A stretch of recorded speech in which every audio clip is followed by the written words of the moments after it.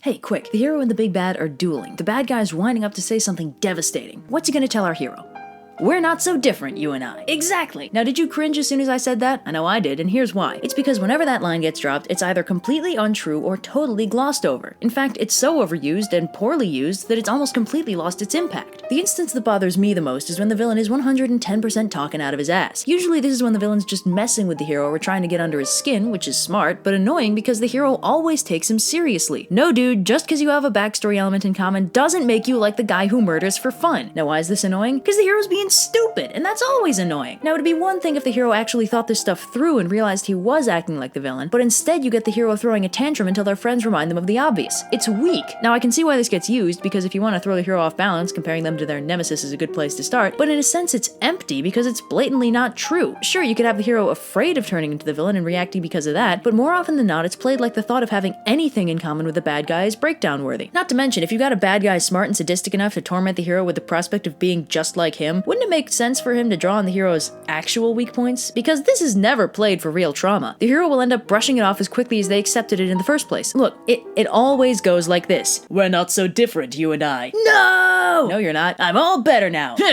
If the villain wants to mess with the hero, this is the dumbest way to do it, which is why the trope is much less annoying when the villain actually is telling the truth. See, there's a lot that can be done with a hero and a villain that mirror each other. Not only are there foils for each other, but when the villain's calling the hero out like this, it means the villain is introspective, and the hero usually isn't. And that's interesting. Self-aware villains are interesting. And in this case, you got a couple choices. Do you make the hero self-aware too? Let's pull up an example real quick from one of my favorite animes, Full Metal Alchemist Brotherhood. Now, pretty early on in the series, spoilers, skip ahead like a minute and a half if you care about those things. So early on in the series, there's this alchemist named Shao Tucker, who does some very shady stuff with human transmutation. The two main characters befriend Tucker's daughter, Nina, and her dog, Alexander. Now, Tucker became a state alchemist when he managed to make a talking chimera, and coincidentally, his estranged wife mysteriously vanished around the same time. Fill in the blanks from there. Now he's in danger of losing his state license and the money that came with it if he doesn't do something equally spectacular. Long story short, Tucker alchemically fuses his daughter with her dog, producing a genuinely horrifying and heart-wrenching creature that can't move without pain but clearly remembers and loves its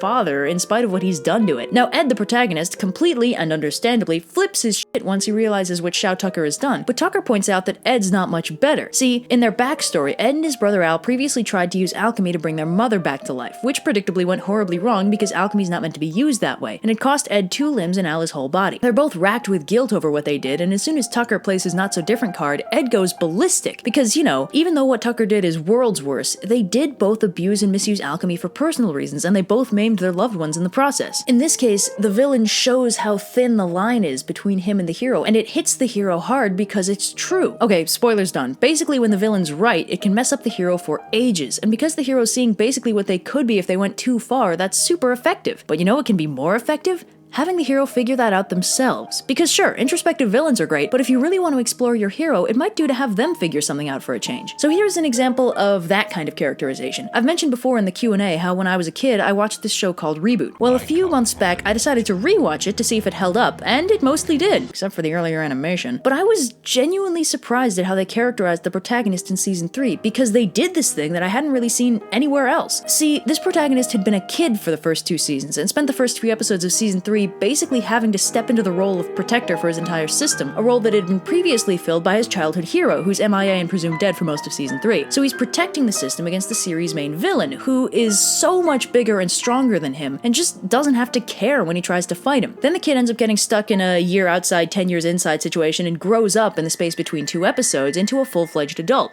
And he's a jerk now. He's angry and brooding and absurdly strong, and he's nothing like the hero he idolized as a child, the hero he wanted to be. He's become like the villain he had to fight because that villain was powerful and his hero lost. And he recognizes this by himself. He has entire episodes where he argues with himself over whether the sacrifice was worth it, and in the end he realizes that not only would his hero probably hate him now, his own childhood self would be afraid of him. But how? You're me. But you hate me. You must. Look at what you've become. He's become too much like the monster that made his childhood hell, so he works against it. Now, the other interesting thing here is how the villain responds, because during their final showdown, the villain refuses to acknowledge their similarities. He still thinks that this guy is a scared child, no matter how strong he gets. But when it gets right down to the wire and the hero's got him at his mercy, the villain is almost fearful. He clings to the fact that, no, he can't do this. It'd go against everything he stood for. He can't have become that much like him, because that thought terrifies him. And in the end, the hero agrees, and it's a really good moment. But the bottom line is, a character who up until this point had been okay at best suddenly becomes this intensely interesting and tragic character study, an object lesson about he who fights monsters. But he's not a tragic figure because he pulls himself out of that. And you know what? His whole personal journey would have been way weaker if someone had straight up told him he was turning into the bad guy. Having him realize that himself gave him an unprecedented degree of depth. And that's one of the ways that not invoking this trope can be more powerful than invoking it. Sure, making characters similar is good, making them acknowledge it is good, but an externally prompted revelation isn't necessarily better than an internal one. And I think part of this ties into the hero's journey, weirdly enough. See, in so many stories, the hero just kind of gets dragged along by circumstance. Sure, they might have a motivation or two, but the only things that can make them deviate from those motivations tend to be external. The hero gets pulled from their home, gets pulled into an adventure, gets pulled into their destiny. Even their motivation tends to be pulling them. Why are you doing this? My girlfriend got kidnapped. And if she didn't, well, I'd probably still be a farmer. There's no internal motivation to do anything. It's all external circumstance forcing the character to act.